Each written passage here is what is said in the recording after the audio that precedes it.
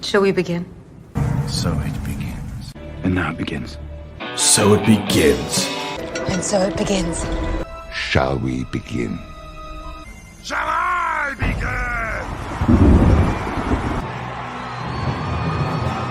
Shall we begin? Shall we begin? Shall we begin? What's up, everybody? Welcome back to the Rookie Corner. We're doing episode 37 today and going for about an hour. We got our guest today, Edwin the Ace. I always want to say Avocado, man. Was that a parody name before? Or was that like a... I've heard that before, but yeah, it's Acevedo. Acevedo. Yeah. How's it going, man? I'm good, man. How are you? Doing great. Yeah, this week's going by pretty fast. Going nice and neat. Happy to see everybody has been getting their random collective cards lately over here. Hell yeah, just did our first little set. We're discussing on whether or not we'll do a second one and when we'll get anything going on those. They are a little bit of a pain to get together, but I'm glad people are liking them, seeing good positivity with that. But yeah, going right into it, I suppose, as people will be coming in a little bit. You've got yourself a little comic book that you're doing, right? Yeah, a little something I like to call the Ace Volume 1, live right now in Indiegogo. 7 days to go. So we're trying to ramp it up this last 7 days, trying to get to the next stretch goal. We've already hit 2 of them, so now we're going to go for number 3 at 4,500. So thank you to everybody who's backed it so far. 119 backers, which is nice. Very cool. Hell yeah! Looking at it right now, it's got a very got a shark taking a bite out of the guy's head right here. Is the Ace the name of the character? Or is Yep. It's the Ace. The shark guy's Akula, who's a big fan favorite. You know, and that's gonna be the cover. Only it's gonna be at a different angle. That's just kind of like the. Right, I was gonna say it looks like it's going down. Or Yep. something. Yeah, Akula's coming on top and hitting him from. Yeah, so he's about to get harpooned, man. Yeah, man. Yeah, I can't tell what the thing is. Is the Ace holding a lightsaber type of thing, or is that? No, he's got like a energy blade in Okay. his hand that pops out. Okay, damn. Yeah, I gotta say the colors on that look pretty cool. Even with there's a lot of blue on the screen, but it's enough. But they're different enough to stand out also, especially with the reds with that light blue. Freaking love that. It's a great cover by Donald DeLay, colors by Theo Gonzalez. They worked on the book Brutus, so I was able to get them for the cover, which is dope. Oh yeah, that's tight. Yeah, I didn't look at the bio for it or anything, but I'm trying to guess based on it with the shark. So it looks like a humanoid shark warrior. Somehow, is this like under the sea? They guess. No, he's definitely anthropomorphic, or however the hell you say it. He's actually a shark from the other side of the universe. So, shit! He's not from around these parts. So he tracks down the Ace, and he's looking to take the armor for himself. So. He can't fit in that armor. What was he doing that for? The armor is very, let's say, flexible. Okay. So, yeah. Pretty much Saiyan armor akin to Dragon Ball in that case. It'll fit you. Yeah, put it over yourself. That's pretty cool. A shark from the other side of the universe. That's pretty tight. Keep on thinking we got him in the ocean, the Mariana Trench and shit, but no. Got to go over there. Did you take any inspiration from anything to get your idea for this? Just throwing around a lot of different ideas. I knew that what the main story was going to be like. It was just kind of nailing down the kind of the specifics. So I had the Ace. I knew that there was going to be a bounty hunter that was going to track him down from the other side of the universe.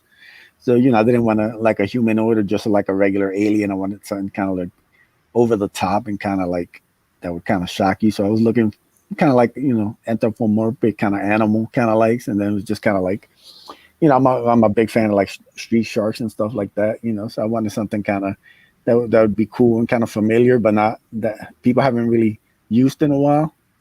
So like, I was kicking ideas with a buddy of mine, passion for drawing, and he kind of threw out the shark idea. And I was like, you know what, that could actually work. And so we kind of, I kind of went from there and kind of came up with a cool on his backstory. Like I said, he's a fun character. I can't wait for people to see like stuff, some of his backstory and origin and stuff. It's gonna be a lot of fun. Yeah, I could easily see this as some type of an animated show already. Oh yeah, he's definitely a fun character, very much inspired by like Lobo, stuff like that. Man, I'm trying to imagine he's like looking for the ace, and he's like trying to get information from people as a giant shark, and goes door to door. Ma'am, trying to find this guy. Or it's just this giant shark walks up to your house. That's pretty funny. There we go. Yeah. All right. Yeah, and it's kind of funny too, just right here, because he's got the space, like very space armor, but it's like looks like it's in a normal living room. It's almost like as if like a character comes out of the TV. It's like, oh shit, and that expression would kind of explain that. The TV's right there. It looks like he just came out of the TV, huh? No. Yeah, it's kind of like one of the things that I'm a big fan of, like kind of these fun kind of weird books that came out in like the early 90s.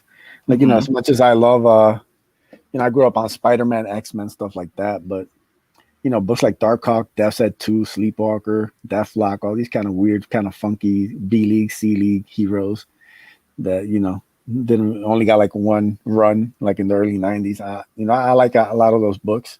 So this is kind of my way of kind of bringing that kind of type of comic back. So you kind of want to mix like the weird kind of like the guy with the alien armor who's fighting a giant shark, but then also got like this normal guy, David Diaz right there. He's kind of this world doesn't have superheroes. This world they don't have aliens that they know of. Yeah. So you kind of mix like the fantastic weird stuff, and then with like this kind of normal setting. So I just kind of like playing with that. Yeah, I think that makes for a good contrast for the most part, having it be there's a system of other things that are going on, but no one else is aware of it, and seeing their reactions when they come in contact with it. It's like, what? Good way for the audience to interact as well. Real quick, what's up, Tim Christ? What's up, my brother? Says, what's up, rookie? We got the Captain Trek. What's up, man? Saying hello. I forgot to put a link to the Indiegogo in the chat, but the link to your channel is in the chat for the Ace. And I'll actually see if I can put it in there, in the talking chat at least, so they can take a look. There you go. Yeah, my audience isn't full on comics for the most part, but some people get intrigued by some of the stories and will check them out and everything. So hopefully you'll get some more backers with that as we close out. He's got 7 days left. What are some of the rewards we got here from the backers, some of the different levels? Yeah, so as far as the tiers go, we have like the featured one. It's all the way at the top there. It's the book. We have this Mike McMahon print. Mike McMahon does a book called U.S. Assassin. So this is going to be a comic size print that he's doing. Great colors by Simon Sepultier. And then we have like what we call the Hardline Jam piece. It's this poster with all these different creators. So you have like at least 5-6 different creators who all did art on it, doing different characters and stuff. This is like one of the first ever jam pieces in Comicsgate has done. So we're offering that as a folded 11 by 17 poster. Damn. That's going to be exclusive, I think. It might not really run more than like a couple months. So I'll kind of start telling people when we're winding down on that. Right. We have like the regular comic book. We have the comic book and the print. We have the PDF. It's a little pricier than the regular comic, only because I'm a fan of like the physical, But we do offer that just in case people, Then we also have a couple sketch cards by Brandon Diaz, who did Magic Cop. We also have some original art by the main artist, which is Ibai Canales. He did those images right there so you can get some of his pages. They're right from his notebook. They're A4 paper, 9 by 13. So we have 9 of those left. So if you're a fan of Canales or you're a fan of his art style, definitely pick those up. I think this is only the second campaign that he's got original art from. So those are definitely worth snagging. Sweet. Yeah, looks like One of these is already taken right there, so it's that one. Yeah, those are like a lot of sketch cards. one. We've been had a bunch of like talented artists, Joe Ball, Michael Beacon, Passion for Drawing, did these great colored sketch cards. So we kind of sold out on those. Thank you to everybody for that.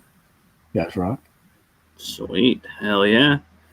Okay, we got some type of angel-looking chick over here. Yeah, that's part of like the Angelique origin story. There's a little 4-page origin story. Angelique's gonna be the main character, the main villain for Volume 2.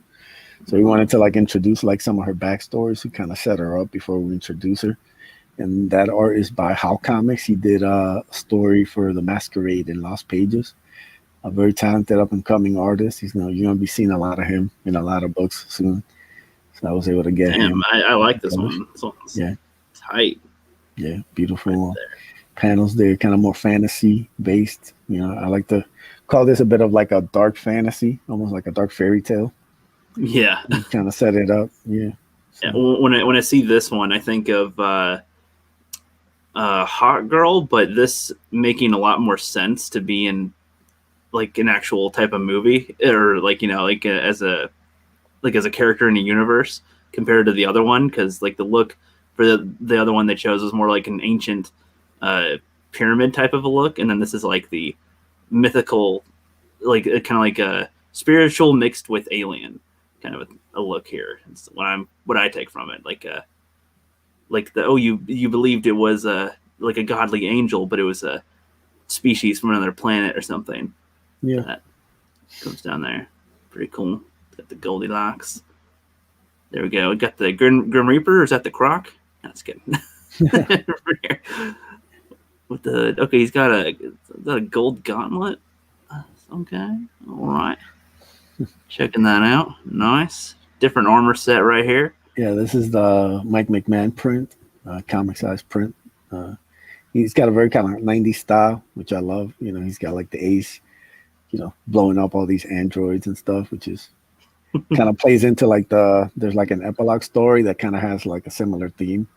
So this is really nice art. I can't wait to like order those. And yeah, I'm almost for this one. I'm almost imagining he's like slaughtering all these things, and he's like, "You want to know what it's like to be in a day of me?" Well, because he's like slaughtering something out. You gotta take out the trash first, just something, and he's going on into his day. Pretty nice. And this was that. Yeah, this was with the other characters from other people. Yeah, so you have a bunch of like the Hardline is all these like creators. We do a show Monday nights on our Zaid Comics channel called The Hardline. We just kind of BS and talk about news of the day, mix in some comic talk with some like humor and stuff. But yeah, you see the Ace and Oddities, the green creature there. Mm-hmm. That art is by Sweens. He's working on a book called Oddity, so he drew those two. Then you have the guy in the back with the gun. That's Vincent from Simon Simpotier. He did a book called Blood Hunt. So he drew Vincent, and then the girl at the bottom there with like the purple hair. Mm-hmm. That's a book called Cyber Shock, which he worked on. And then you have the Magic Cop there. That's from Brandon Diaz. He drew that. Passion drew the girl with the red hair there, Valeria, a book called Doom Fate. Joe Ball drew the giant guy, rock guy in the back, and then the guy with the shield. So Joe Balls did a superhero, and then you have the angel guy in the back was also by Sim, and then the colors are done by Michael Beacon, who did a book called Seven Legions. So it's getting all these guys together just to do like one piece or something like unique. It hasn't really been done before in Comicsgate. So we kind of put this together, and everybody's going to be using it for different things on their own campaigns, but I'm the first up, so this was going to run limited. It's just like a cool piece, like the full thing is lettered. It's got like everybody's names on it and everything. It's just kind of like introducing you to the Hardline through like our characters instead of us. Yeah, I like that. I mean, especially when it's through crowdfunding and it's not through an established source, you gotta, if you want more people to know of your characters, have more of them in one spot. People will be like, okay, who are these characters? Well, okay, now you can go check those ones out and see what they're all about, and there you go. I like that.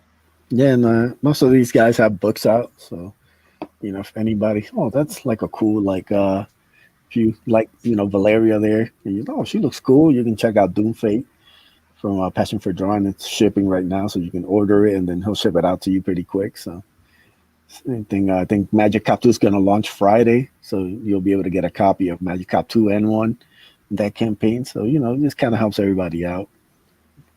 And some other characters and kind of the bigger universe and stuff. You never know. Maybe in the future we might have some fun crossovers and stuff playing.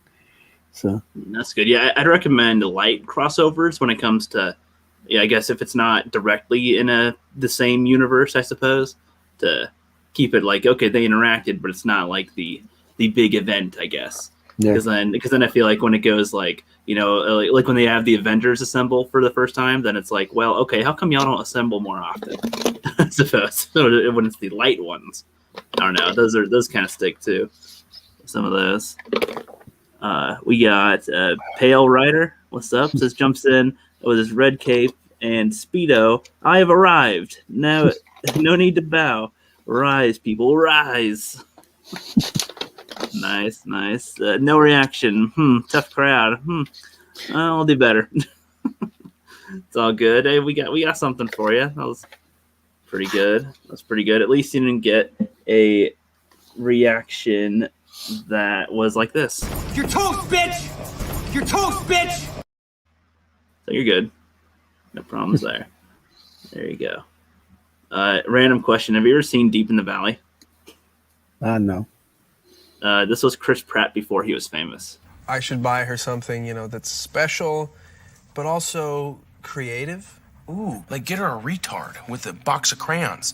With one of them sharpeners so he can sharpen it and then take the shavings and put them all over his face. You're going to hell. Well, you know what? No, I'm not going to hell. Retards love crayons. It's a movie nobody's seen before. I do know Chris Pratt from, I think it was Everwood, and then Parks and Rec, which is one of my all-time favorite shows. Mm-hmm. Yeah, I think this was right before he did Parks and Rec. I think before he started going shape and everything at some point, somewhere around there. Oh yeah, that wasn't late. He was pretty doughy, Parks and Rec for most of the run. Up until I think the last 2 seasons. Yeah. Talk about a show that I'm glad kind of ended where it did. It never got the chance to jump the shark or anything. Right. Thanks, Pale Rider. I hope more people come in too, but it's also on Wednesday nights, specifically between like 5 p.m. Pacific and like 9 p.m. Pacific. This is where like a lot of people stream, and like they stream consistently at this time. So people probably won't see this until like the replay tomorrow or something. So that's all good. But real quick, I guess, just change it up for a little bit until Angus gets here, until we go back to the comic stuff. So do you watch the Arrowverse at all? I used to. I was a big fan, but the last couple of seasons have really kind of soured me on everything that's going on in the CW. I think a lot of these shows need to be put to pasture. They've kind of... dude, my whole philosophy is they should have stopped. No season should have gone more than 5 seasons. I mean, Arrow maybe could have gone for a 6th, being the only exception. Maybe. Like, all of them should have ended long time ago. They keep on dragging them through the mud. I mean, honestly, I used to think that Arrow was good when I watched it, but I wonder if I were to watch it now, is it as bad as it is now back then? And I just didn't notice it like that? Or was it actually still pretty good? It was a lot better. The first 2 seasons are great, especially season 2. Like, it's amazing. Freaking Manny Bennett as Slade. Oh. Yeah, season 3 started to show cracks. It's still watchable, but there's a lot of cracks. By the time you get to the end of season 3, you kind of see like this thing is falling apart. It's not as tight as the first 2 seasons. It's starting to go sideways. And once season 4 starts, that's a clusterfuck. Season 4 is just like, put this thing out of its misery. What are y'all doing? And then they went to season 5, 6, and 7, and 8. Like, they just didn't know when the hell to put it down. I mean, I think one of the biggest problems everybody had was the relationships were annoying as hell. Mm-hmm. Honestly, I hated the Felicity stuff. I'm like, God, I hate that character. Just get her the fuck out. I think they don't know what to do with the seasons anymore for like season-long arcs. They're like, somebody's going to try to destroy the city at the end. That's it, usually, right? Yeah, they don't focus on like different characters. You have like 22 episodes. Why are you trying to have... Especially Flash was awful. Flash just repeating the same speedster villain every season. God, I was so My goodness. I thought he'd be getting different types of villains, but no, No. you're right. It's just a faster speed Yeah. person. Like It what? only worked season 1. Halfway through season 2, that show fell apart. And by the time I got to the end of season 2, I was over it. They didn't build up the rogues. They had great casting with the rogues, just fantastic. Leonard Snart, Captain Cold. You had Well, they even had guy who was in Spartacus who played Asher as Boomerang, and he Yes. cameos in one for maybe he's in one episode, I think. Yeah, he was in the Flash crossover, which was great. Yeah. And they did nothing with him. They did nothing with.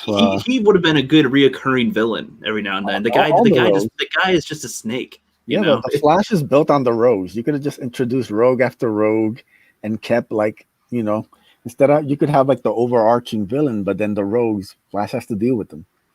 And I would assume the rogues would be in a way the filler episodes that aren't focused on the main plot ones. So you have the serious main plot and then the levity rogue ones, and do something like that. Well, yeah, I agree. I don't know all the Flash villains. I don't know half their villains for the most part. They're specifically to them, but I thought even Gorilla Grodd could have come. He was in the Flash show, right? Yeah, he did a couple episodes. Yeah, I like that idea as a villain because he's a strength villain. He's not a speedster at all. He's completely different, which to him would be something. Or if he had a villain that can fly and shoot flames or something, I don't know. That would have been something else for him to deal with instead of running faster. Run, Barry, run.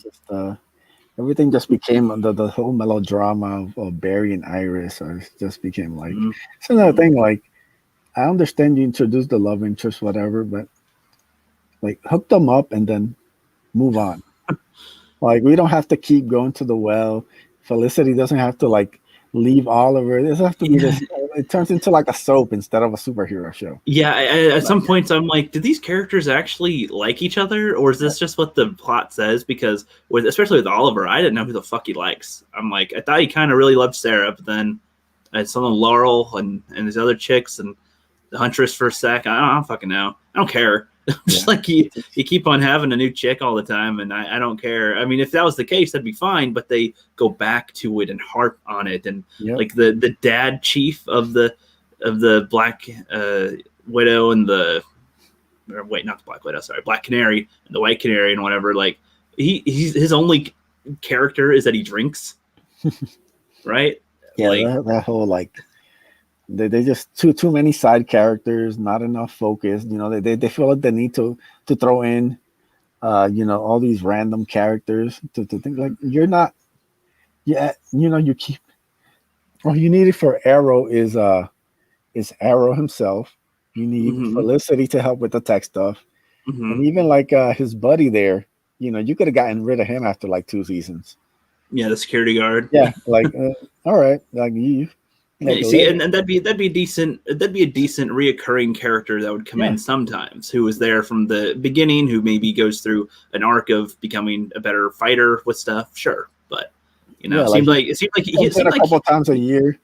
He actually had his own kind of cool stories he could have done alongside this in the show, with Deadshot and with the Suicide Squad kind of stuff. That could have been his own little. You do half the Arrow show with the Arrow and the other half with this guy. Could have something, maybe. Yeah, you could have definitely, if you were going to keep him on, you could have definitely introduced the Suicide Squad elements.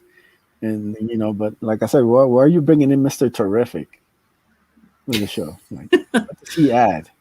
Like I said, the cop, the dad who's the cop, that was interesting the first 2 years. After year 3, year 4, we were still. Or why is he around? Come on, man. And then he's I'm going to do good for the city by being the mayor or something. And it's okay, but that's not going to work. That's not going to work. So, all right. And they try to fake out their deaths all the time. And I'm just do they not get it? I don't know. Because they seem to build drama okay in the first season. If anything, I liked more of the back and forth story of the flashbacks trying to connect to what's going on in the present. And when he was on the island trying to figure the stuff out and going through that stuff, that was different. That was interesting to see him go through it and then cut to where he is now dealing with the aftermath of that stuff. But then it just kept on going and going and going, and he's just being taken to random places of the world, and it's like, well, all right, I guess that's the story. And they made how there's like, did you know they made a show called Vixen that is an animated show that is connected in this universe for real. Like it is part of its canon, but nobody knows about it. Yeah, there's too many characters, not enough like foresight when you introduce characters. Like they introduce a cool character, they'll be there for 2 episodes, then they'll never be back again. And then they'll keep these side characters that nobody cares about. Like they'll kill off a character and they'll come back to life, or they'll have the same actor play a different character. Yeah, come on, Barry and his adopted dad. Like really? Like after a season that was done, why is this guy still in season 5, still giving Barry speeches? Yeah. Look, son, you have to understand. Like with season 3, it was not the one where he like went back to change the past or something with his mom. Don't get me started. How many times Barry's gone back to the past? I'm like, there's like 15 Barry Allens looking around in that spot apparently, like because they keep on going back to that one point. I'm like, you cannot have this keep on being the thing, because he's supposed to grow after each time he goes there apparently, but he's regressing the more times he goes there because you keep on going back there. Stop it. He goes into a soy boy. That's all he's going into. He's like, oh, my mommy. It's like, yeah, she's dead. I know. And you're supposed to get over that. And then you're like, no. And oh my God. Yeah, it's just ridiculous. And it's like the type of series the Arrowverse had a lot of potential to be great. Oh, yeah. They should have made shorter episodes and shorter seasons. More as many shows and so like before, it's like if they were gonna have the Arrow and then the Flash, before they added a third show, they should have ended Arrow. And then if they wanted to have him make in the characters from that show make cameos in the Flash and in the next show they introduced, sure, but end some of the shows so that there's not 80 shows you got to watch and like a million episodes that nobody's going to catch up on. No, like if like you do like 3 seasons of each, and then you just start building them to like a Justice League show, that way you just start bringing in the star power. Like how great like Arrow ends at season 4. And then you have Flash ends at season 3, and then you take like a year break, and then you bring everybody back for like, the Justice League, and these shows kind of have a small run, 3 years. Then you build to like a big, with all these, you still have stories to tell. You can do a lot of different stuff, and then you run the Justice League for 2-3 years, and then start the next one. Yeah, I mean, my thing is, I think even if they didn't make a Justice League show, they could have made a show with whatever character they're trying to have be the new startup. But they could have had the Arrow and Flash, or other characters like that, in it every now and then to keep them in the show. But they're not the main focus because their stuff's mostly done, and be kind of there to to help the new person out a little bit, team up sometimes, but have that not be the main focus. So they could still have their new show and still have team ups without it being a bunch of crossovers. I suppose it would have been. I thought Legends of Tomorrow was going to be something like that. It's going to be like, I thought it was going to be like a defunct JLA show, but that went sideways after 1 season. Oh yeah. What's up, Simon? What's up? Hope you're doing good, man. Hope you're doing good. Yeah, just talking some of the Arrowverse a little bit and how it was a big disappointment. Could have had great potential, and you're right. They had great casting. I mean, they had like half the cast of Spartacus go into their universe at some point, and some good casting all around. And they just Nissa Al Ghul there. She was absolutely fantastic. Yeah, I like that. And the guy even who played Merlin, I think he was all right. Like even their verse, like they had some good characters, but then they just keep on dragging them out, and it's like, man, this is what I worry about with any good franchise that starts off good, because when they make a sequel and then make another one, and then they try to make another one or something, you are risking making it worse every single time you add more content to it. Yeah, like you see with Terminator, like started out pretty good. And you go to the second one, slight continuity things, but still really good, pretty solid for the most part, and very memorable. Everybody loves it, great.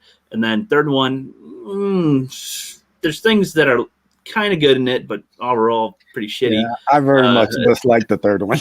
Like, yeah, a it's lot. like there's things in it I like, but yeah, I don't enjoy watching it. Like It's a bad film. Christiana Loken was a good casting choice, but that's about it. Everything else is just like, this movie does not work. Yeah, it's like I don't know why they went with him being like a little bitch. Like John Connor is a 10-year-old. John Connor is a 10-year-old kick that guy's ass. Yeah. Kind of a thing. And that would have been pretty good. But yeah, and then Terminator 4, which was an attempt, but I love Salvation. I'm one of the few people who defend it. I thought it went completely against. It could have created a whole new universe. You don't have to go to like the first 3 ended. Like, to me, that I consider 4th, like that's like that's a spinoff. That's not, you're not trying to recreate. You could have gone from there and then fixed any problems. Yeah, well, I mean, I'm okay with that, but I just don't like the whole.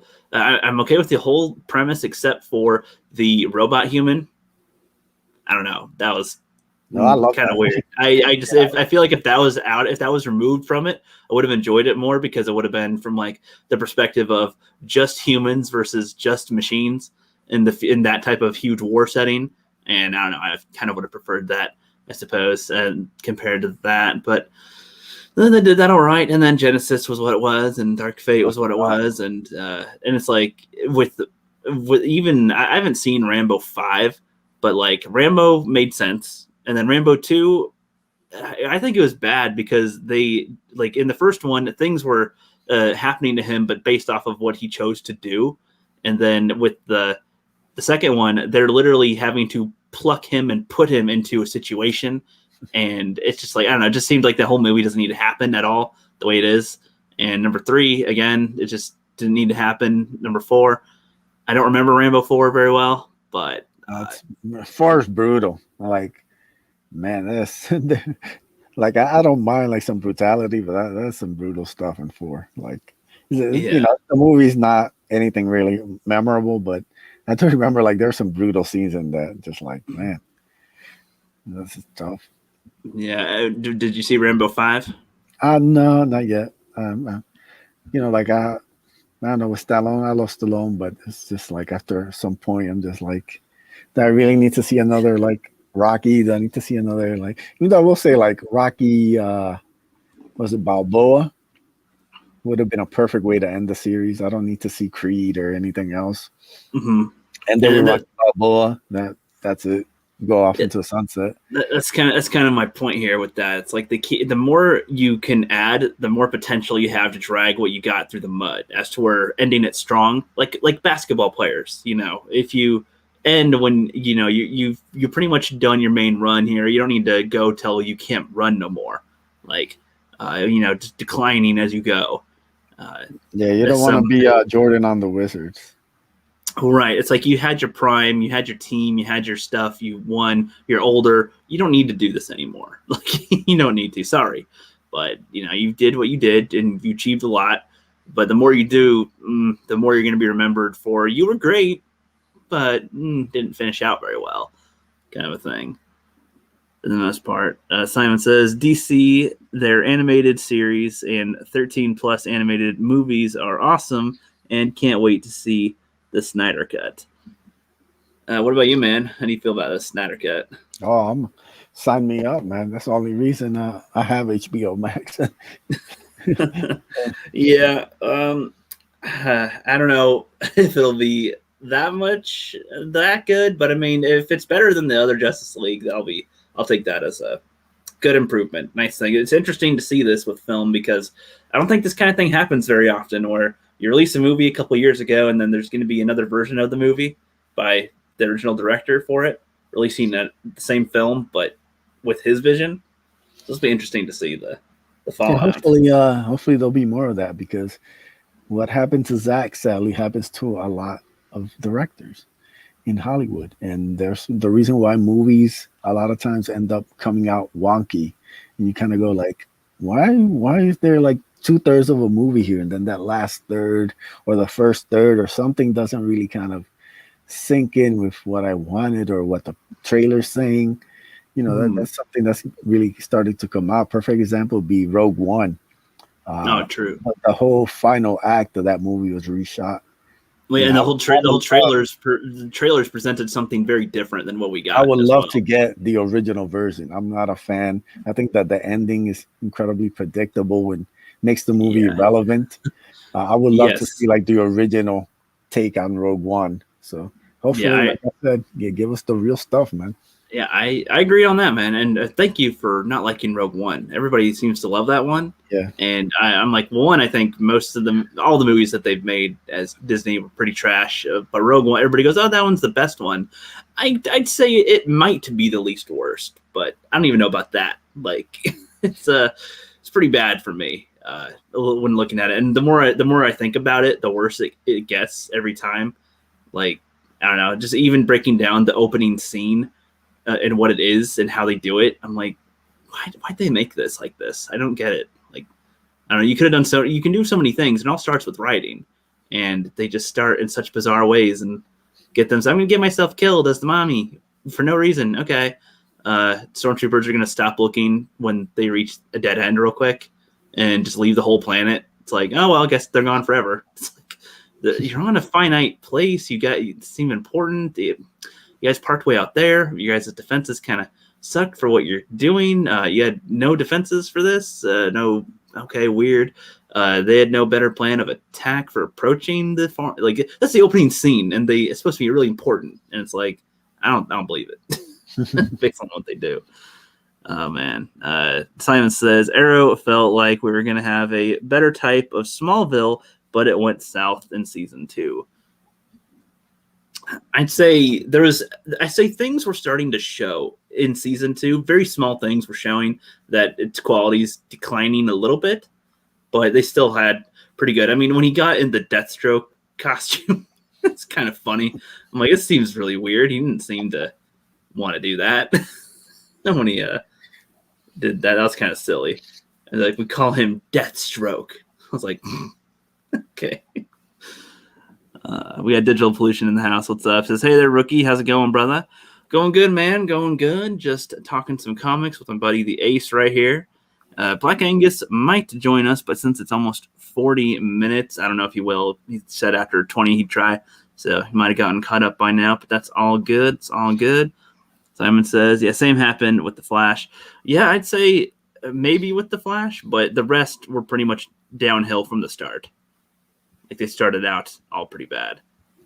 I think Supergirl could have had good potential to be good, but man, wow, the way they structured that show, insane. Very odd. Yeah, they just they were worried more about, girl power and trying to do forced romantic storylines instead of just letting her be Supergirl like she was in season 1.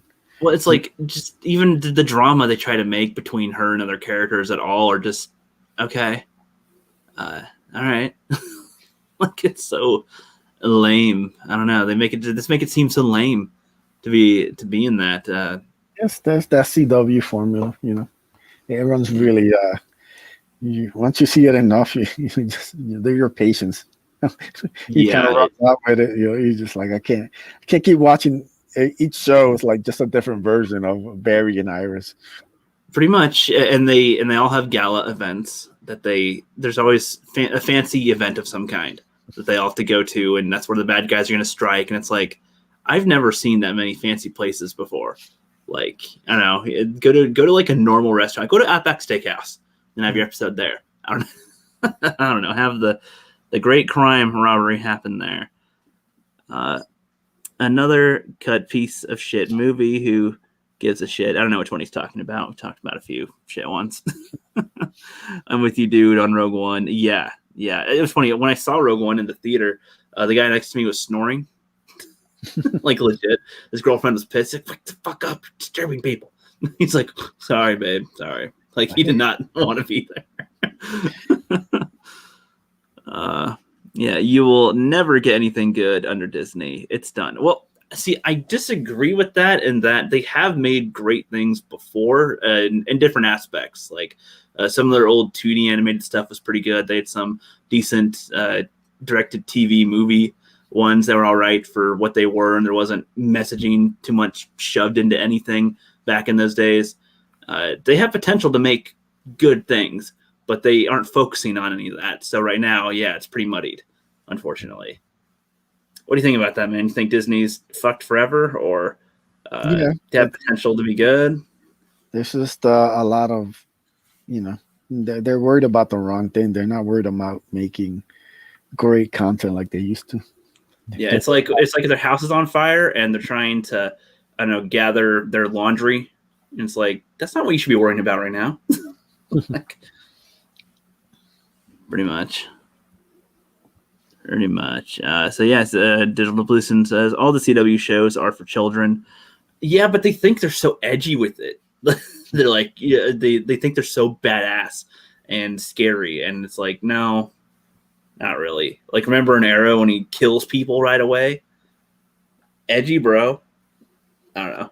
I assume they thought it was badass with it, which was, it was all right. It was all right. Simon says never watched Supergirl. Smelled like the same shit. Yeah, see, I only watched season 1 of Supergirl because everybody said it was like super lesbo-ish, and I'm like, how are they going to do that with Supergirl, like as an established hero of some kind? And there wasn't much in there, so not worth it even on that level. Cast in the Shadows, what's up, man? Says, hey, what's up? We're talking some comic book shows right now. He says, hey, Cass as well. Have you seen Agents of S.H.I.E.L.D.? Speaking of other comic ones, did you like Agents of S.H.I.E.L.D.? It's okay. Yeah, there are like a couple of seasons though. Again, just like it just felt like they were just treading the same kind of like, they gotta save the world. Fitz and Simmons. Will they? Won't they? Daisy is a superhero all of a sudden. I think Daisy's stuff was the only thing that was interesting enough, like as a thread to be throughout the show, but. Again, you're right. In times they go in a weird direction with it, and it's like, what, you have to deal with all the other things. Like I liked in season 4, like with her dynamic, kind of with the Ghost Rider and what she's doing as a Inhuman. Like I liked that. And for season 3, what happened with her? Like they had some decent stuff in there, but you're right. They kept on trying to raise the stakes to this ultimate level all the time, and I'm like, you could have small stakes. Like even in Agents of S.H.I.E.L.D. Season 1, that people could say that the stakes were huge, but it really wasn't. It was more of like co-op government stuff, and as far as the world would know, the world's not going to be destroyed from the outcome. It's just your faction that has whatever type of control. You're trying to keep your footing in some way, shape, or form, and who are you going to trust? And I like that type of aspect more than the we got to go back in time or in the future, and you got to something about space. And then season 6, oh my god, season 6. Did you watch season 6? Time travel, space, just like, what, I'm done with this. I can't continue to watch you. Like it felt like they were just torturing the characters. I liked it. I liked it being kind of smaller based with some of the things. And that's what Agents of S.H.I.E.L.D. should be. It should be a more street level type of thing. Maybe sometimes you go up a little higher, but go back down. Remember the surrogates, the android things, the virtual world they had? Oh, God. Did you see that season? Yeah, that was a whole nother.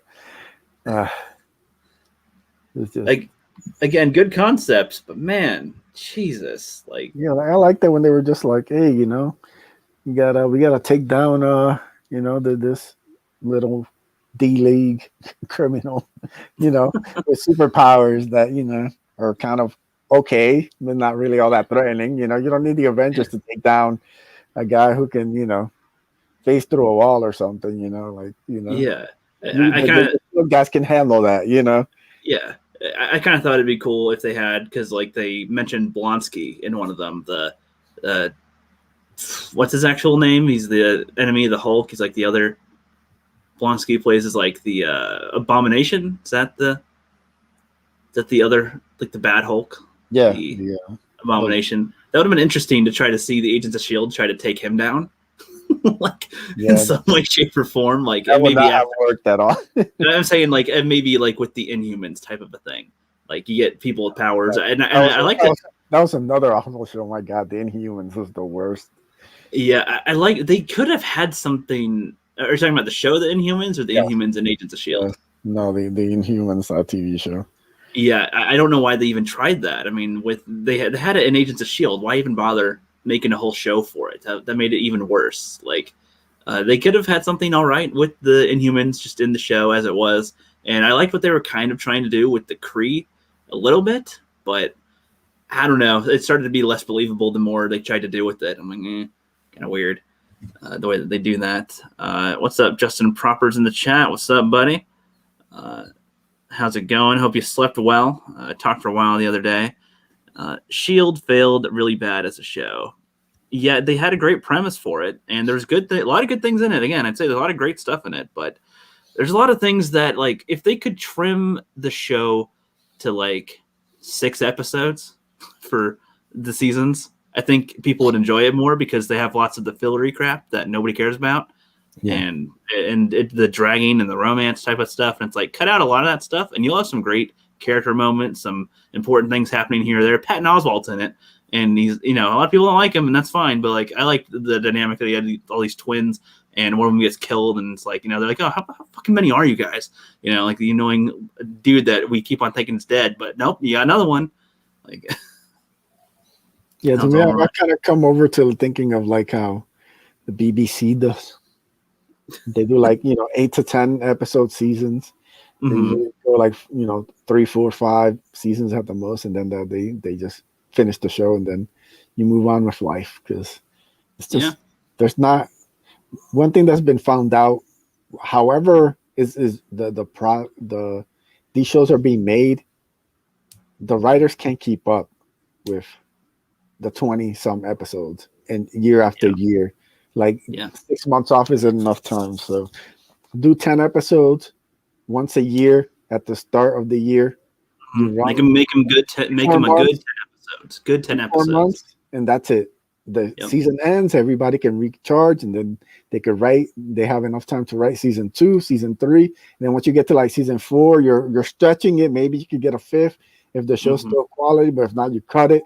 If you even do a 5th, maybe do like 3 episodes. Like, you can even do like a wrap up special, 2-hour kind of. Yeah, 2-hour special, exactly. Like HBO would do. Like they do like a big movie a couple years after, and wrap everything up. Then you move on with life, because the quality is not there for 20 some episodes a year. Yeah, they get lost. The writing quality goes away. Things happen with the actors. The audience gets bored at some point. We do want to see the conclusion.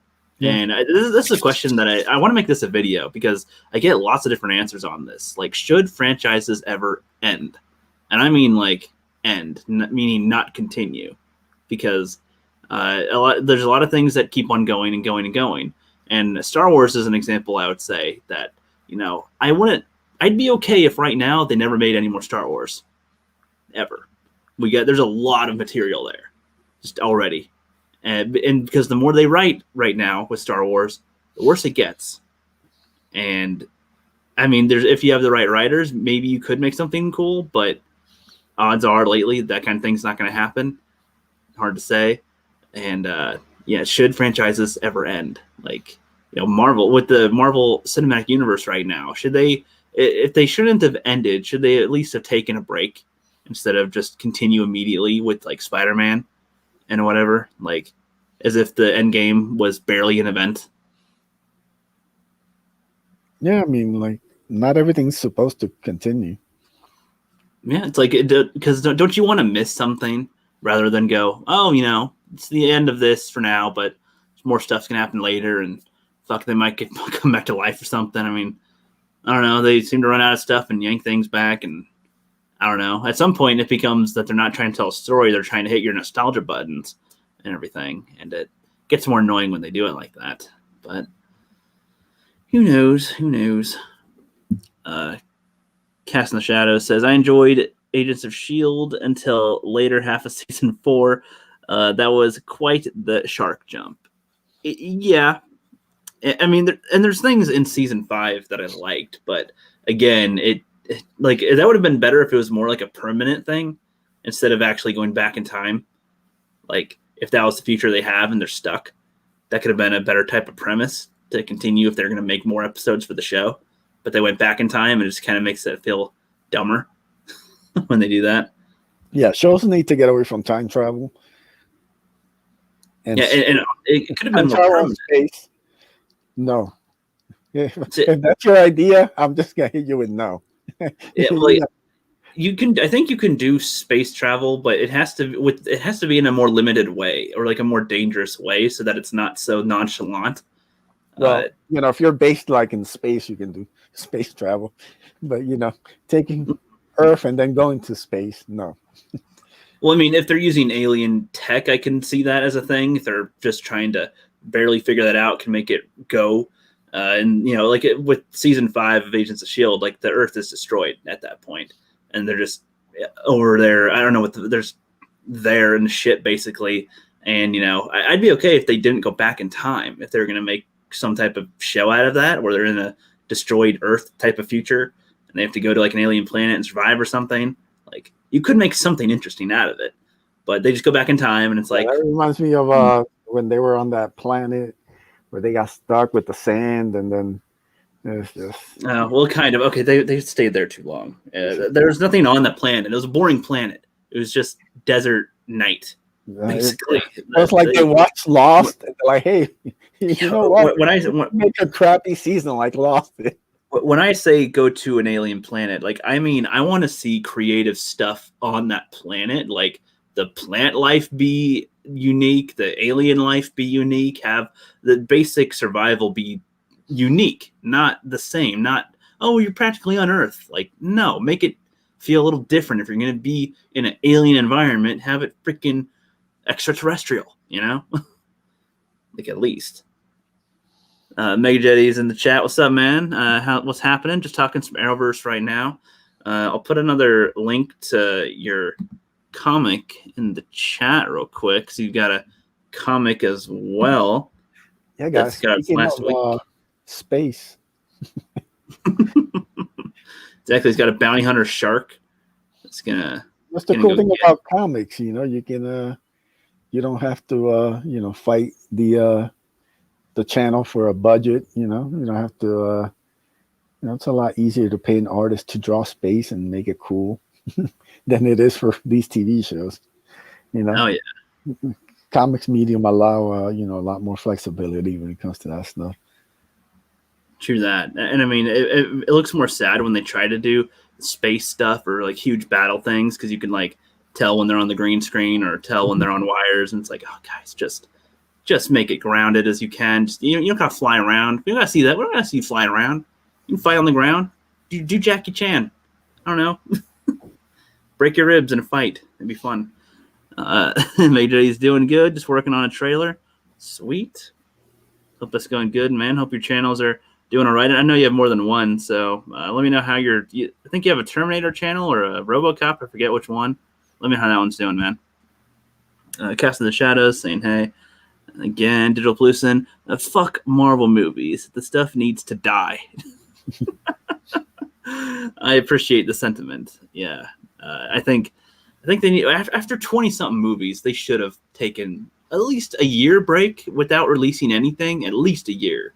If not, don't make any at all. But if you really need to, a year or two, and then release something else, maybe. But still don't think they should at all. Hey man, we gotta blame that Marvel formula. A lot of these movies that basically end up being the same movie, just remade. Well, it's like some of them are unique in some of their styles, but I agree. Like it's just the amount of the characters and their story, the amount of arcs that they go through. Some of them don't feel like they're going forward. Really, they're just going around. And it's like, what are we doing here? Like with Thor. I was really disappointed in his ending, essentially, with Endgame. It's like, oh, so you had a lot of good stuff, kind of. Ragnarok was kind of weird. Dark World was kind of weird.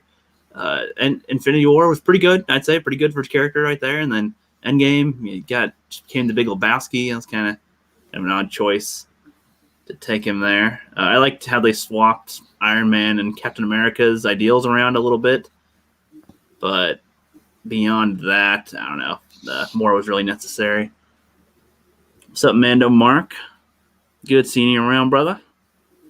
Let's see. Meg Jetty says Techcom for Terminator, Home 1 for Star Wars, and Crane Kick for Cobra Kai. Man, you got a lot of channels there. How many videos you got up on those? It's pretty tough to make channels or make videos for one channel. But that's quite a bit right there. Cast in the Shadow says he ain't the only one with multiple channels. My personal channel is Mando Mark. Oh yes, nice. I will say though, sometimes it gets tricky to find people when you have more than one, because they'll try to look it up and it's a different name or it's a different one. You don't know if that's the same one sometimes. Though my trailer is for the first game streams I started, Saints Row 2. While I did start playing the game, I'm editing what I have to do for an awesome trailer. Oh, sweet. Well, send me a link to that when you get that up, man. Digital Pollution says, it's coming up on my 100th episode of the podcast. It'd be nice if you popped in. I'll DM on Twitter. Yeah, just DM me on Twitter, and I'll see if I can pop in if I'm not at work. I think when you stream, I'm not at work. So, send me a link, and I'll see if I can pop in when you do that. He says, I was inspired by Mando Mark when he made an Alien Isolation trailer. Nice. What do you think about the Alien franchise, man? Ace. I mean, Alien and Aliens are classics, but after that, what's there to talk about? You know, Yeah. like, we got to talk about the clusterfuck that's Alien 3, or we talking about Prometheus, or I haven't seen I any of them. I will say I do like the Alien versus Predator movie, the first one. Mm-hmm. I have a soft spot for it. It's not great or anything, but it's definitely watchable and respects kind of like the source material and stuff. So you can watch that and not really be insulted by it. The second one is awful. It's a fun versus scenario. Yeah, the second one is just like there's no need for this. Yeah, they're like, hey, we got to make a movie. What can we make a movie on? Let's have it based on something we already made before. Oh shit, what is it? What can we make a sequel as something? Oh shit, we got already all these sequels. What doesn't have a sequel? Alien vs Predator. Fuck it, let's do it. It's like, yeah. all right. Predator's another like, one that's been dragged through the mud a little bit too much. The first one's a classic. I don't like the second one. I know a lot of people do. I don't. I think the second one's still good, but I don't enjoy it as much either. Like to watch, I don't see it as that much fun. Like I said, first Alien versus Predator, I enjoy. Second one is awful, and then Predator was a cool concept, but at that point, after all these like movies and stuff, you're like, this is cool, but what are they gonna do next? There's like really nowhere to go. the way the movie ends and stuff, you're just kind of like, all right. And I haven't seen the remake or whatever the new one it was called. You know what I can't wait for? The Disney reboot Trans Predator. Mm-hmm. Most likely. He'll be purple. What's going on, brother? I don't know much. I thought I thought I was gonna be running late, but I am, because Ricky told me 10, so I didn't check my Twitter for an hour while I was shopping. So sorry, Ace, that I wasn't like dissing or anything, or like whatever. Just make that clear. It's all good. Sorry, yeah. When you said 10, I thought you meant like 10 minutes, because I said 20 minutes for me or something. I didn't catch that, but yeah, let me mute myself. I gotta put in some groceries and I'll hop back on. All right, sounds good, brother. Sounds good. And you let me know, Ace, if you have to go anytime soon, or if you're good to stick around for a bit. Then looks like we'll be going a little bit longer. So I'm good. You're good. Very good. Very good, my friend. There we go. At least 10 on Crane and 2 on the home one. Okay, that's on the Homo one for a sec. I don't have my glasses on, so it blurs a little. Oops. Yeah, all of the major 80s sci-fi franchises have been dragged through the mud and tortured. Yeah, I mean, that goes with my should franchises end thing. It's like, should Predator have just been one film? Yes. And never any other again? Like, no sequel, no prequel, no reboot. Just that is a film that exists, and that's it. Right? Yeah, I think so too.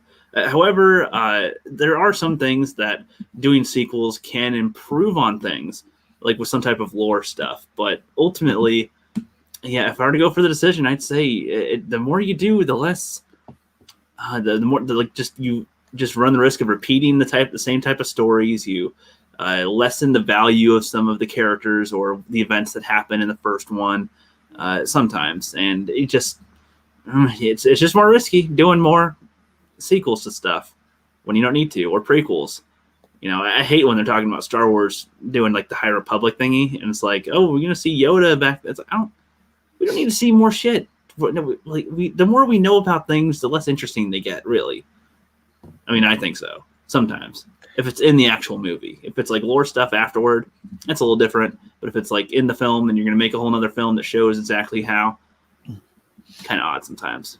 Yeah, I mean, there's, to me, the only one of a few exemptions maybe to be if you kind of translate it to like another medium. Like, I'm a huge Highlander fan.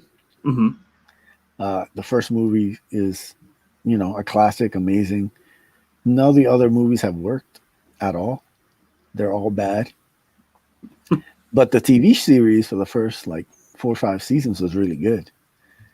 But they kind of played around. They had another Highlander, another actor, and they kind of translated it for like the TV screen instead of doing like the big kind of one arc.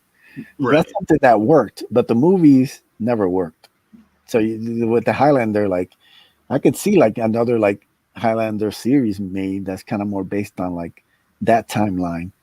But as far as a movie, like that movie should never be remade. It's a masterpiece, the first one, and that's it. Like there's no, they've tried 4 other times, and each one has gotten progressively worse. Yeah, it's like at some point they go, why are we doing this at all? Why are we doing this? And I mean, sometimes it could be that you want to try adding new technology to it, so you want to do a reboot, which on the guise of saying, this is, I mean, I don't always like reboots, but sometimes I can forgive them for trying because, like, The Thing, for example, there's the one from forever ago, and then John Carpenter's The Thing. That wouldn't exist if it was based on you can't do a reboot of any kind, and that's a good example of a reboot, and an adaptation, I suppose, from the book. So I don't know. Like, still, what do you guys think in the chat? Should franchises die? Or should there be a few exceptions for some to survive? But what do you guys think down here? Yeah, see you later, Digital Pollution, if you're heading out. Thank you for stopping by. Appreciate that. Good seeing you. He says, Angus. He's putting his groceries away, so I don't know if he hears that. Digital Pollution says, Angus. Angus, if you hear that. Oh, I hear it, bro. I freaking hear it, Digital Pollution. How's it going, Jez? I wanted to say on that Predator thing, sorry if it's a little windy, I'm outside. I disagree wholeheartedly. I love Predator 2 despite, living past the timeline now as a sequel. I thought it was a great sequel, a kind of different take. It kind of did like opposite of Alien, Alien, it was like the sequel was completely different, and as far as like tone and style, Predator, it kind of like mimicked the first one with like the hunt, but got some more. He did a different kind of setup with the foe, the cop, and everything, and like you get some bigger elements with like, oh, people are like aware of this thing, they're trying to catch it. So it just, I thought it was cool. I thought Predators was a cool concept. I wish they would have continued forward. The Predator, go check out my review of that. I even covered the Me Too crap with Olivia Munn. Okay. Yeah, Predator 2. I think Predator 2 had some good things with it, but yeah, I just didn't enjoy watching it either. You sound like you're collapsing onto the wind. But yeah, I think his phone flew away. Mm-hmm. It's very light. It's very thin phones now. With that, Major says, my stepdad and I would like to see a good reboot of Big Jake, a John Wayne film. Yes, is John Wayne, is that like a Western or something? I actually don't know. Angus, you would know. If you were here, God damn it. Of course. Yeah, he's muted. There we go. That's all right. Samantha Jo says, we would need focus on good new ideas and original creations, IPs that are being created, ones that deserve our attention and respect. Yeah, I agree. Some new shit would be very nice. Very nice. Yeah, if you're looking for some new IPs, you go check out The Ace live on Indiegogo. Exactly. If you want to do, since it's been about an hour since we talked about it, you can do another quick little summary pitch for it if you would like. Sure. Yeah, so The Ace is the story of young David Diaz. He's 21 years old. He's just out of college, and he's trying to figure out his purpose in life. And one day he comes across the remains of a shooting star that crash landed in a park nearby, and what he finds there gives him the ability to transform into this armored being that he calls the Ace. And the story takes place 6 months after he's had the armor, when Akula, this alien bounty hunter from the other side of the universe, shows up at his front door looking to take the armor for himself. So that is the main story of Volume 1. It's a fun kind of throwback to the early 90s Marvel Comics, like Dark Hawk, Sleepwalker, Death Set 2. It's got a lot of, fun kind of weird elements, and then mixed with some grounded stuff about David and his family and trying to find his place in the world. So, yeah, this is kind of my tribute to a lot of those comics I grew up on. So go check it out. We got 7 days left, trying to get to 4,500 to unlock the next stretch goal, which is going to be a set of 2 more stickers by the great 6 a.m. Comics. We've already unlocked 2 of them. We got 2 more to complete the whole set. All backers will get it if we get there, absolutely free with any order. So go check it out. Hell yeah, check out that puppy. You can see a humanoid shark in armor go battle a warrior right there with the cool laser sword.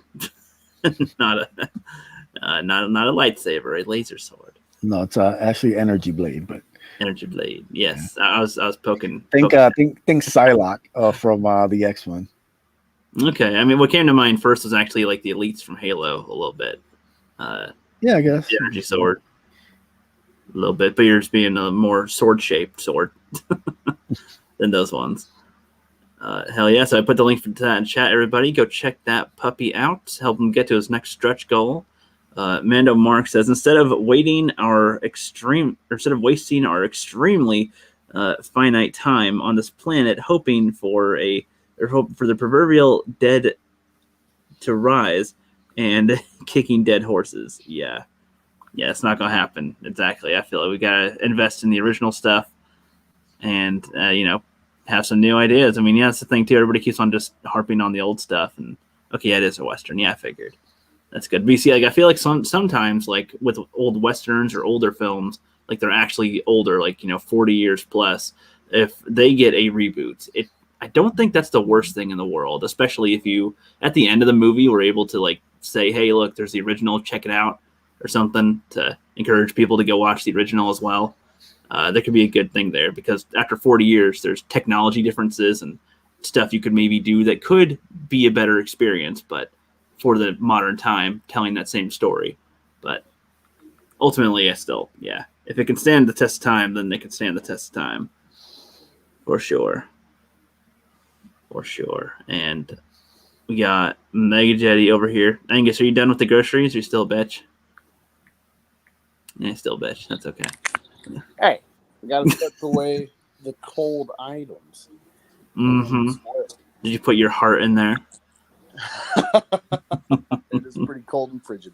Mm-hmm. Hell yeah. Angus, do you think that Western should ever be rebooted? I never seen the original 310 to Yuma. And so like seeing the Christian Bale, it's kind of funny, Christian Bale and Russell Crowe, Englishmen or Australian English, playing American Westerns, but I don't mind. Like, if anything, someday I might go back and rewatch the old one, kind of compare, contrast the good and bad elements, film-wise, like with the camera and acting, and what do they change to be different from the first one? Like, that's kind of fun. When it's like Wizard of Oz, I know it's off topic, but like Wizard of Oz, they've tried like 20 times, so many different ways to reinvent what Judy Garland made iconic. You just can't capture that magic in a bottle. So Michael Jackson, the king of pop, couldn't jump that mountain that they made with that film. So it's really hard with Westerns, especially now, like no one really cares. And the West now is just like, oh, there's like a bunch of desert and a couple cities, and then you get to California. Like, there's not iconicism anymore for the West like there used to be. So I don't know. Maybe it'll come back, or maybe if we like kind of tell like Japanese Westerns or something. I don't know. But I'm open, especially like the more historically accurate look you can get. Kind of what Clint Eastwood brought to the Western genre, being more realistic and hard and gritty. If they could channel it, if they could do like Logan, but not a comic, it could be really cool. I think so too. And I mean, I think you and I have talked about this before, where like even if they made a Star Wars film that's more of a Western style in space, even it could even take place on one planet. If they write it well, that could be an interesting story in and of itself. But they never make anything to that level, pretty much. Unfortunately. Yeah, so Anguloid. You got anything new going on your end, buddy? I haven't spliced it together. Work was busy the last couple hours, but I got some new comics. I'm gonna try to actually sit down and read them sometime tonight or this week and get a video up or two. I got a kind of just off the cuff I don't know what to call exactly, my feelings about WandaVision, and why I haven't since I came in late, why I haven't been reviewing it since that twist in episode 5. Maybe you were late, maybe you won't if you're watching WandaVision, but maybe we'll have some dialogue. Maybe we'll get some, comic lore talk and key me in on something. I'll read it and be like, oh, like now I see why someone likes this, I can see why Comics Explain likes it because he's got all this knowledge and he's trying to forecast, like, all right, what's this coming in? What's that Easter egg? Like, that's fun, but just to kickstart a new era in Marvel, I'm like, you did Captain Marvel, you forced that, but then Scarlet Witch had time to grow, and she's actually better than her, and this is what we're getting. I don't know. It's could be totally wrong with the end of the season, but generally it's like I don't want to pump out spam, so that's why I don't make content unless I really feel it, so that's the value of my channel. Oh yes, the black-filled content of the Angusness. I was trying to make some type of rhyme there, but it didn't work out. I couldn't think of enough words to rhyme there. But yeah, WandaVision. I don't like it. You know me, Angus. I haven't felt like watching any of the shows on there lately. Though the twist that you mentioned sounds interesting, but I don't know. Not quite enough for me to go there. Ace, are you watching it? No, I don't mess around with Disney. I get it. I used to be a boycotter, so I just kind of moved on. Like, I don't care anymore. I just want to watch content. So, yep, it's all good. It's all good. But yeah, so sorry that we're not going to be on for too much longer, Angus. But real quick, you got any new projects coming up, or you want to do any Meth Gator teases? Any of that while you are on here, buddy? No. Hopefully, I haven't dealt with Mixum yet, but I'm hoping to start getting posters prints. I plan to at least in the Columbus area. If I know one store, so the East is cool to do like some sort of deal. Me selling the posters through his shop for like a cut or whatever. I do see the value of the comic store system, the word of mouth and the hype and stuff versus Comicsgate. But just finding the time I'm working 60 hours a week and I got like an hour drive to and from work, so that's really hurt my channel and just entertainment in general. But I'm hoping to start getting the posters printed and get the tubes and stuff to send them to everybody. Helped fund what I got and get some good, rep for being a fulfilling Comicsgate guy, even though it was, kind of a experimental campaign, just posters for promos. But yeah, that's really it. That's why you should when you're on your hour drive, you should try to get a setup like Jeff the Iron Wolf has and do a little like a little truck video with your little car. Have some, even if you don't have the camera on or something, just to have some of the audio and be like, what I think about this? I'm going to tell you what I think about this as you're driving. Oh, hold on, look, I don't want to hit the car. Squirrel. Well, do your thing. That last stream we had where I was like going somewhere if I was saying that, I'm like, I totally lost my point. And I remember what it was like 2 days later. I'm like, oh yeah. In the interview with Gad said, he was talking about intention of academia versus like the consequence sometimes, and it was about like the kind of the epicenter of anthropology, how the guy wanted to like show the value of like tribal, like lesser cultures, you know, kind of how the colonial or modern at the time era of like your Western civilization looked at like islanders, African, stuff like that. And that became what we have today. Like all cultures are equal, and you're a bigot and hate yourself because you're white. Success of different countries and whatnot. You know, that wasn't the intent when he set that precedent. You know, but it blew. Right. I hate that when I forget. Like, so that's my problem doing videos like that. I'm just like going off the cuff. I'll totally miss the point. You know, if I don't like structure at least plot points. So. Well, I mean, so when you do it in the car and you're talking, I mean, even if you stutter around for a bit, you can always edit it later, upload it. But you'd have something recorded and something to mess around with when you're bored, I suppose. Yeah, I mean, I got that video today tonight too, but yeah, it's whatever. Nice. Ace, But yeah. what's your funding at, Ace? Have you hit your goal yet, or what is the goal? Yep, goal was 3,500, so we hit that. Now we're just trying to get to some more stretch goals. Okay. Good. Oh, sorry. What's the number you're at right now? 35. 42, 35. Oh, okay. Sorry, I'm so used to talking on speaker and just walking around, so I wasn't looking at my screen. Hell yeah, well, we got it on the screens for you, boy. That's awesome, man. Hell yeah, it's got a humanoid shark in its armor, and it's going to go eat this guy in his head. He wants to get the armor himself, which I don't think will fit him, but he says it can work. He can squeeze it in. Yeah, I don't know. Seeing that, even though I've tried to watch it as an adult and it's cringe. I love Street Sharks as a kid, and I see that shark, and the theme comes to mind: Street Sharks, Street Sharks. Love it. And that's awesome.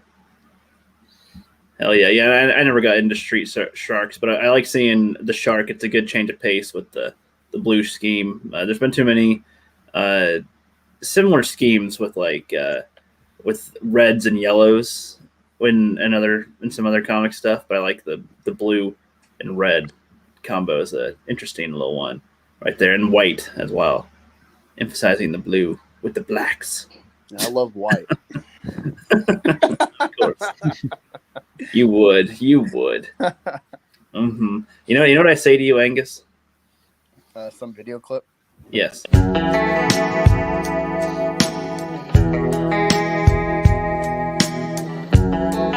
Excuse me. Oh my god! What do you want, boy?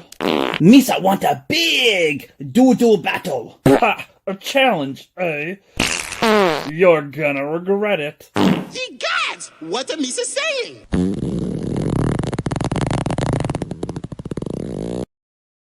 Ladies and gentlemen, on the left we have Belargus.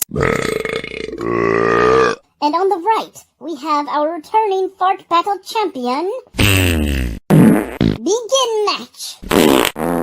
Misa choose Peekapoo. Poo poo, Peekapoo. Ha! Foolish! Don't let me down, Squaddle! Squaddle, squaddle, squat. Squaddle. Squaddle. Peekapoo, use a fart blast. Poo poo, poo poo, Peekapoo. You call that an attack? Squaddle, use a boom boom! Squaddle, squaddle, squat. Well, that smells stinky. This is lame, bro.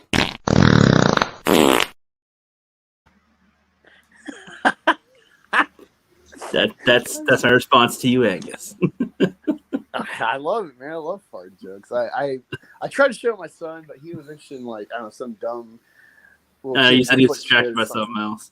Yeah, but yeah, I'm gonna sit him down because there's this TikTok video. I think I shared it to you. Like, there's a couple like OnlyFans thoughts dancing to WAP, but it's edited with like fart tracks. Oh yeah, you showed me that. I think with they're shaking their booties and fart noises. Yeah, it's great. It's like it's a perfect blend of hot bitches and poo poo. Yeah. Yeah, I'm not normally one for fart jokes, but the Ace, did you like that little clip? I'm not really into fart jokes. Neither am I, but that's why I made it, because I called the video "Please don't watch this," and it was just I put no thumbnail, just please don't watch this. I made a stop motion thing for a few seconds. The whole point was to be a check mark on my video library, to where okay, after this point is when I'm starting to make content again, and just recorded that little thing, and I've added in all the farts for Angus. He'd specifically enjoy that, so like that's for you. But what's funny is that video has like, I don't know, like 50 views, and it's like I said, don't watch this, but everybody watched it anyway. So that's funny. What's up, Tommy in the Guinea Pig Collective? Good seeing you in here, bro. And Random Brad, figured I'd see you here. What's up? He says, listen to loud farts through my studio monitors. Tommy, what the fuck? Yeah. Sorry, bro. Sorry if you had speakers on, guys. And yeah, Ace, I'm sorry that the farts were in your ear with the headphones. I just noticed that too when I was playing. I'm like, oh, this is right in my ear. Did not enjoy that. Yeah, I got done early and doing all that. Well, anything else you guys want to bring up the last little bit before we close on out of here? I'm not gonna disclose what's up, but our boy Immortal Coil, he's had a bad nothing directly to himself, he's fine, but he's had some bad stuff going on. So if you're in the fan collective or the Menace community, or you're just you like this kind of neck of the woods on YouTube, he's one of our tight bros. If you could hit him up on Twitter or go on his videos and leave a comment or something, just what his channel means, or you just found it because of us. Just it brightens his day. Maybe distract him when he needs that as well. It's just anything that might get him on the path back to normalcy. He's had traumatic events, so just want to put that out there for a friend. I should probably hit him up after the stream actually. So glad you gave that like a pause so I could think of that. So yeah. Yeah, show Mortal Coil some love, everybody. Yeah, he'll appreciate that big time. Going through some stuff right now. Ace, anything you got coming up soon? You said you're doing like Hellboy 2 stream, right? Oh, shit. Yeah, so we do the watch along stream every Sunday night at 10:15 p.m. Eastern. Me and a couple of buddies hanging out, watching some classic movies and giving your thoughts on it. We take your thoughts on it. Just a fun little time. We also do the Pimp stream. Pimp Your Project stream every Friday at 10:15 Eastern. This week we have Kami Mark and Fatal J in the house. Come hang out, talk about their projects. So it's a fun little promo stream. We usually go less than an hour. We kind of get in, get out, and talk about what everybody's got going on. And yeah, like I said, the Ace now 6 days to go. Help us get to the next stretch goal, 4,500. Unlock 2 more of the 6 a.m. stickers for all backers. So yeah, and if you can, just spread the word, let everybody know. Hell yeah, it's an easy thing to do. I'll put the link in the chat one last time for everybody. And yeah, go check out the Ace on Indiegogo while you can. You can subscribe to his channel as well down below. Check out Black Angus reviews. Anybody that comes around here probably already knows of this fool. So just kidding. Anybody that hasn't seen him though, go check him out. He's got some good stuff, especially some stuff that we've talked about that will be in the works in the future. So just keep your eyes out, everybody. Yeah, when you work 60 hours a week though, it's tough. But again, I'm saying make some type of car video, man, and do it the Jeff way, the way of the Jeff, and all will be well. I was thinking of the Jeff and Jeff podcast. Yeah, that's kind of the idea back then. But yeah, any last words? No. Thanks for hanging out. Go back, Ace. Support Comic Skate. Supports the little guys. Hell yeah. Is there any slogan from the Ace you want to say? Like, fucking, I don't know. I can't think of anything. I can't think of any slogans. I'm like, what's something somebody would say? No, but if you want to know what the Ace is about, the Ace is about a guy in alien armor facing off against an alien bounty hunter shark guy. So there you go. What more else do you need in a comic book? Damn, exactly. And with that image alone, I mean, yeah, that's it. And you see it from the image here. It looks like you're giving an energy blade middle finger to the shark. You're right there. You're like, fuck you, shark. Gonna get you. The ace does have one quote that he does say. When he sticks out his middle finger, he goes, "I'm doing this as hard as I can." I like that. Angus, you should appreciate that one. Oh, of course, dude. I like kind of Deadpool humor. Doing this as hard as I can. That's pretty good. I can see that being a line. But yeah, thank you, Mega Jetty in the chat. Mando Mark. God damn it, I keep on mixing up your name. But the Cast in the Shadows, same guy. Tommy and the Guinea Pig Collective. Random Brad, thanks for stopping by as well. There's a couple other people that were here earlier. Thank you guys. Trying to see who it was again. I forget. Yeah, Digital Pollution, Simon Poulter. Appreciate that. Yeah, back the ace while you can. Subscribe to Angus. Subscribe to Drawing Aces.